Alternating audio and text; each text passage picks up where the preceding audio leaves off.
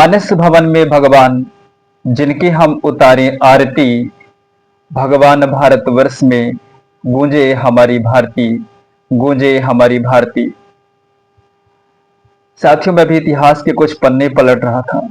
उसमें कुछ दुर्लभ छायाचित्र मैंने देखी और उन छायाचित्र को देख करके सहसा मेरे मन में ऐसा ख्याल आया कि क्या ऐसा पॉसिबल है कि मैं एक रात इन किताबों को पढ़ूं और दूसरे दिन मैं एक बहुत बड़ा इतिहासकार या बहुत बड़ा जानकार या शिक्षाविद अपने आप को कह पाऊं। फिर ख्याल आया कि ऐसा कभी संभव हो ही नहीं सकता। मैं ऐसा क्यों कह रहा हूं? क्योंकि मैं जिस एक रात की बात कर रहा हूं वो रात है 14 अगस्त की रात, यानी कि 15 अगस्त की सुबह की बेला। और 15 अगस्त यानी कि हमारी आजादी का दिन। हमारी आजादी, इसका मतलब हम भारतीयों की आजादी का। आजादी का दिवस पूरे हर्षोल्लास के साथ हम हर वर्ष मनाते हैं और इसकी महत्व और इसकी आभा को हम यूं ही बनाए रखना चाहते हैं। जगह जगह पे तोरण द्वार सजाए जाते हैं, लोग अपने अपने तरीके से आजादी को सेलिब्रेट करते हैं। और मुझे अपने स्कूल के दिन यूं ही याद आ गए कि मेरे स्कूल के शिक्षक मुझे छोटे छोटे कागजों में हिंदी या अंग्रेजी में भाषण लिख के दिया करते थे और उनको मैं हफ्ते भर रटा करता था और फिर जाकर के 2 मिनट, 3 मिनट, 4 मिनट जो भी मुझे समय मिलता था उस समय में मैं अपना परफॉर्मेंस देता था। हफ्ते भर की तैयारी कई बार शाबाशी पा करके लौटती थी तो कई बार हंसी ठिठोली में ही बात चल जाती थी। साथियों, विषय गंभीर है लेकिन जश्न का है, तो क्यों ना हम इस जश्न को पूरे हर्षोल्लास और पूरे मन से सेलिब्रेट करें। हम ही क्यों, देश का वो पूरा वर्ग, पूरा देश ही इसको जश्न मना रहा है। लेकिन क्या हम जानते हैं इस जश्न के पीछे का इतिहास? क्या हम जानते हैं कि आजादी हमें किस कीमत पे मिली है? किन किन ने इस आजादी के लिए अपना बलिदान दिया है, अपने लोगों को खोया है? हजारों करोड़ों वो अनगिनत नाम जिन्हें शायद हम स्मरण करना भी चाहें तो कर नहीं पाएंगे। उन सबके त्याग के बाद ये दिवस हमें मिला है। इतिहास के पन्नों से मैं कुछ कहना चाहूं कि जब मुगल काल अपने पतन की ओर था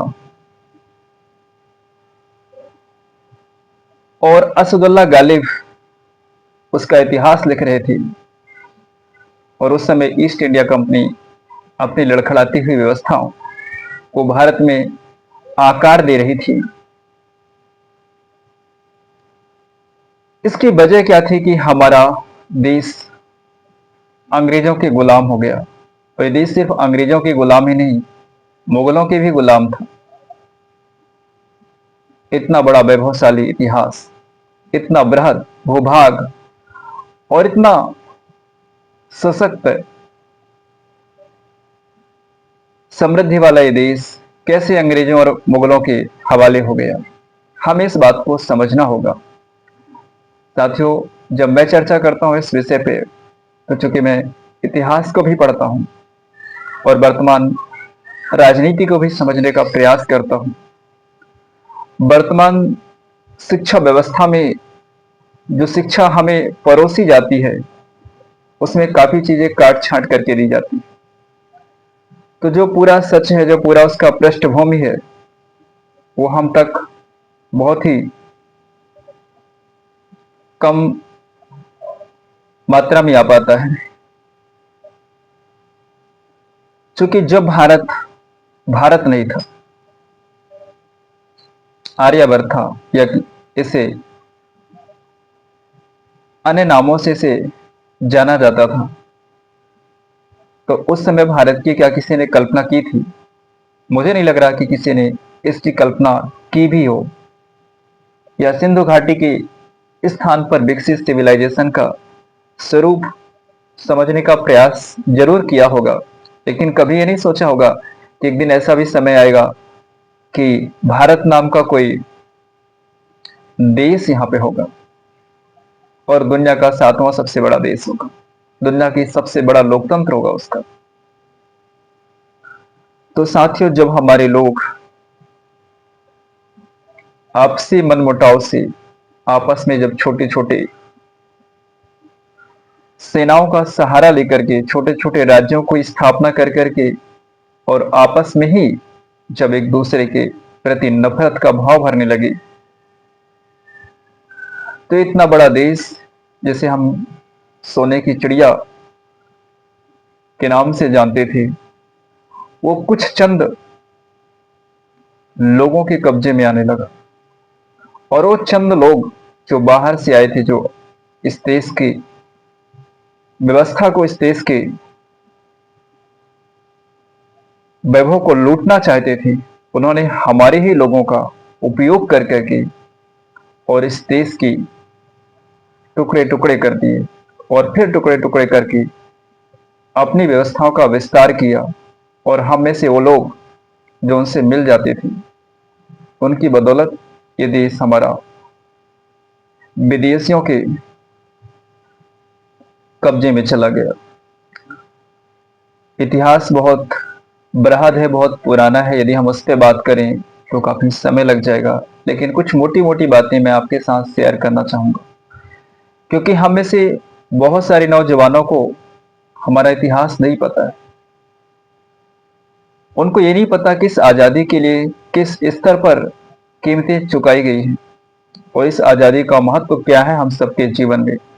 किसी ने ठीक ही कहा है कि आजादी का सही मतलब तो वही समझेगा जिसने कभी किसी की गुलामी की हो। सौभाग्य से हमारी वर्तमान पीढ़ी के नौजवानों में से किसी की भी ऐसी स्थिति नहीं आई है। 1857 का वो विद्रोह, जिसे अंग्रेजों ने सिपाही विद्रोह कहा और हम राष्ट्रवादियों ने उसे पहला स्वतंत्रता संग्राम नाम दिया, उसने एक अलख जगाई कि हमें अपने हक की लड़ाई लड़नी होगी, हमें अपना हक अंग्रेजों से लेना होगा। और इसके बाद ये माहौल ही बन गया, पूरे देश में एक मिजाज ही बन गया कि अब चाहे इसके लिए जो भी कीमत हमें चुकानी पड़े हम चुकाएंगे, लेकिन हम अंग्रेजों से अपनी आजादी लेके रहेंगे। साथियों, कहने में बड़ा आसान होता है कि हमने लड़ाई लड़ी और हम अपनी लड़ाई जीत गए। ये इतना आसान शब्दों में कहना है, वाकई में कह पाना बड़ा मुश्किल है, क्योंकि इसके लिए हमारे अपने लोगों ने जो कुर्बानी दी है, यदि उसकी कहानी मात्र कही जाए तो हम सबकी आंखों को भिगोने के लिए पर्याप्त है। 1857 के बाद ईस्ट इंडिया कंपनी से ब्रिटेन ने जो है, ब्रिटेन के पार्लियामेंट ने अपने कब्जे में भारत का शासन व्यवस्था ले लिया और उन्होंने पूरे देश में रेल का एक नेटवर्क बिछाया। और वो नेटवर्क इसलिए बिछाया कि दोबारा देश के किसी कोने में इस प्रकार के विद्रोह स्थिति बनती है तो वो सेना को त्वरित रूप से भेज करके और उसका दमन कर सके। इसके साथ साथ ब्रिटेन को आर्थिक रूप से संपन्न बनाना था, क्योंकि भारत संसाधनों से परिपूर्ण था और अंग्रेजों की नजर थी इस पे। और जब तक हमारे लोग इस बात को समझ पाते, तब तक ब्रिटेन बहुत सारे खनिज पदार्थों को अपने हितों में उपयोग कर रहा था। आजादी की लड़ाई का सिलसिला चलता रहा। कई अनेक लीडरों ने नेतृत्व दिया, अपने देश की आजादी के लिए आवाज उठाई, अपनी आहुति दी। इसके बाद कई घटनाओं, कई विद्रोहों का इतिहास है हमारे सबके सामने। हम आते हैं कि भारत का स्वरूप कैसे बना इस वर्तमान स्थिति पे, ये चूंकि सबसे महत्वपूर्ण है। और मैं इस बात को क्यों कह रहा हूं कि आज मैंने दो व्यक्तियों का इंटरव्यू सुना जो भारत विभाजन के दर्द से पीड़ित थे। उन्होंने विभाजन की स्थिति देखी है। वर्तमान में हमारी जो आजादी है, बहुतों के मुंह से हमने सुना है और मेरी भी धारणा ऐसी थी कि हमारी आजादी का जो फाइनल स्वरूप है वो हिंसा से मिला है। लेकिन ये सबसे बड़ा झूठ है, क्योंकि अंग्रेजों ने आजादी कोई हमें ऐसे थाली में सजा करके नहीं दी। उसके लिए हमारे लोगों ने कीमत चुकाई है। पहले कहते हैं कि जब सैनिक युद्ध क्षेत्र में लड़ता है, गोलियां खाता है, और उसके बाद जब जंग जीत ली जाती है तो राजनीतिक व्यवस्था में बैठे हुए जो लोग होते हैं उसका पूरा का पूरा श्रेय ले लेते हैं। इस आजादी की लड़ाई में भी ऐसा हुआ है कि राजनीति में बैठे हुए जो लोग थे, जो शीर्ष पे थे, उन्होंने इसे अहिंसा से पाई हुई आजादी बता दी, जबकि ऐसा नहीं है। कई बलिदानी जिनकी कहानी हम खुद सुनते हैं, भगत सिंह हो गए, राजगुरु हो गए, चंद्रशेखर आजाद हो गए, लाला लाजपत राय हो गए, इसके अलावा न जाने कितने स्वतंत्रता संग्राम सेनानी हैं, कितने क्रांतिकारी हैं जिन्होंने अपने इस देश के लिए बलिदान दिया है। जलियांवाला बाग हत्याकांड, न जाने ऐसी कितनी घटनाएं घटी हुई है जिसमें हमारे अपने हिंदुस्तानियों की जाने गई है। और तब जाकर के कैसा वातावरण बना और अंग्रेजों को यकीन हुआ कि अब भारत में और अधिक शासन कर पाना संभव नहीं है, तो उन्होंने षड्यंत्र रचना स्टार्ट किया और उस षड्यंत्र में भारतीय नेताओं को शामिल किया। हम इस बात के लिए पुरजोर से समर्थित नहीं है, क्योंकि हमारे नेतृत्व जो कर रहे थे उन्होंने भी आजादी का अपना अपना एक सपना देखा था।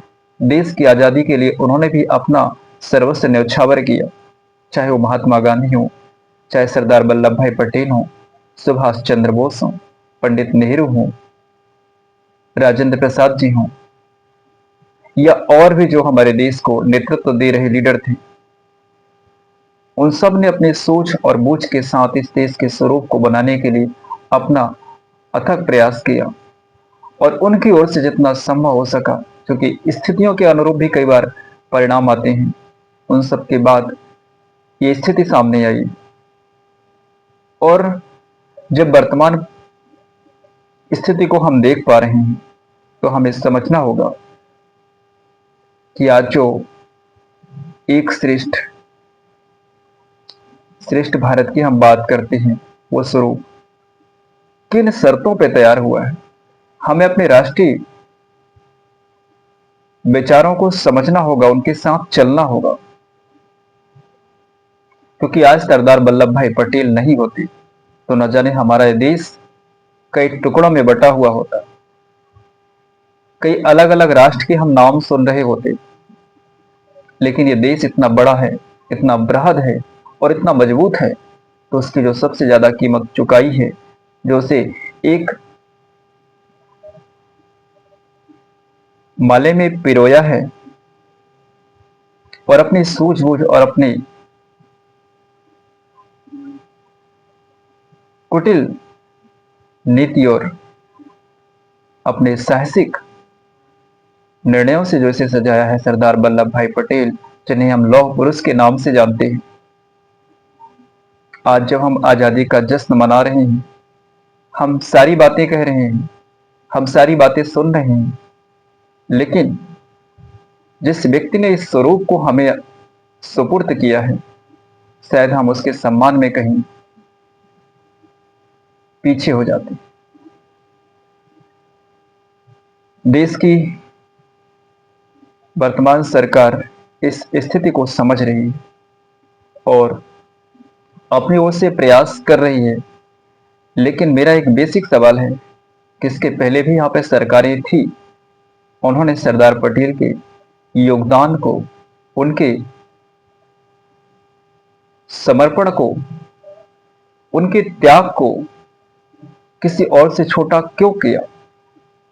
और छोटा ही नहीं किया, उनके अंतिम समयों में जब उनका देहांत हुआ, इसके बाद देश की राजधानी दिल्ली जैसे स्थान पर अंतिम संस्कार के लिए जगह भी नहीं दिया। एक ही परिवार के लोग तीन तीन बार प्रधानमंत्री जैसा पद लिए, और वो व्यक्ति जो प्रधानमंत्री का लोकतांत्रिक रूप से दावेदार होते हुए भी उसे प्रधानमंत्री नहीं बनने दिया गया।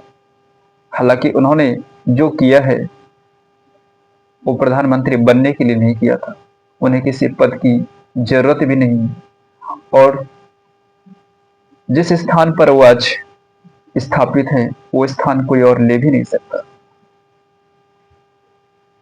सरदार पटेल वो शिल्पी हैं जिनकी बदौलत आज हम यदि कोलकाता से बिहार, बिहार से दिल्ली आ पाते हैं, दिल्ली से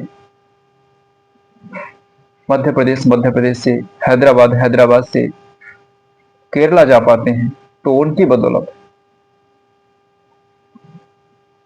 लेकिन इसके बाद भी तत्कालीन समय में उन्हें कितनी उपेक्षाओं सहनी पड़ी, लेकिन कभी उन्होंने अपनी इसकी परवाह नहीं की, कभी उन्होंने शिकायत नहीं किया। मुझे इस बात का दुख होता है कि जिस व्यक्ति ने अपने देश के लिए इतना बड़ा त्याग दिया हो, इतना बड़ा नेतृत्व, इतना बड़ा कार्य किया हो, हमारे इतिहास लिखने वाले कैसे इसको भुला सकते हैं? राजनीति में होता है, कई बार आपसी मजबूरियां होती हैं, संघर्ष होता है, लेकिन इतिहास लिखने वाले लोगों ने भी उनके साथ वही व्यवहार किया जो उस समय की राजनीति कर रही थी। मेरे पास एक पुस्तक है, भारत नेहरू के बाद, ये रामचंद्र गुहा की किताब है। यूपीएससी का एग्जाम देने वाले हर विद्यार्थी राजनीति को समझने के लिए इस पुस्तक को पढ़ते हैं, व्यवस्था को समझने के लिए। लेकिन इस पुस्तक में सरदार पटेल का नाम सिर्फ 48 टाइम्स लिया गया और नेहरू का जिक्र 480 बार किया गया।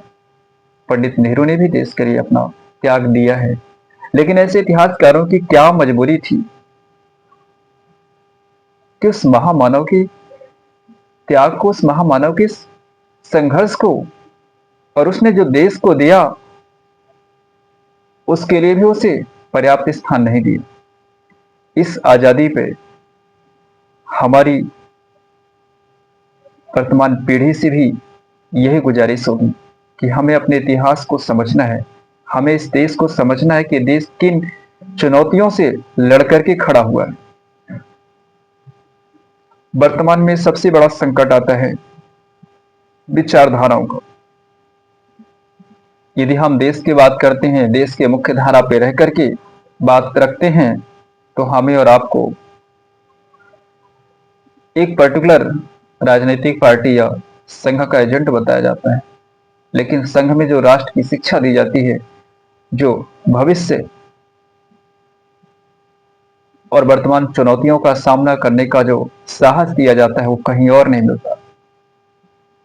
हम जरूर अपने खुद के विचार बनाएं, लेकिन हम अपने विचारों के साथ साथ अपने देश का इतिहास जानें और अपने आने वाले समय के लिए अपने आप को इतना दृढ़ करें कि इस देश की एकता, अखंडता के लिए जब भी हमारी आवश्यकता होगी, सबसे पहली पंक्ति में हम होंगे।